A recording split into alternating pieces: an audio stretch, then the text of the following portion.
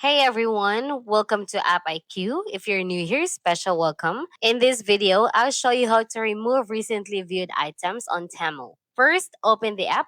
Hey guys, quick one before we continue. You see, my team and I publish simple step-by-step tutorials showing you how to use your favorite apps, its settings, and various features. And so if you're finding these tutorials useful, I'd really appreciate if you hit that subscribe button below to also show some support and of course so that you'll never miss out when we release videos coming up every single day. Thank you guys for watching and let's continue. And go to your profile by tapping you at the bottom of the screen. Next, look for the recently viewed or history. Click on it, and you will see the browsing history. Click Manage at the top right corner, and you can select the items you want to remove. You can tap Select All to remove your recently viewed items at once.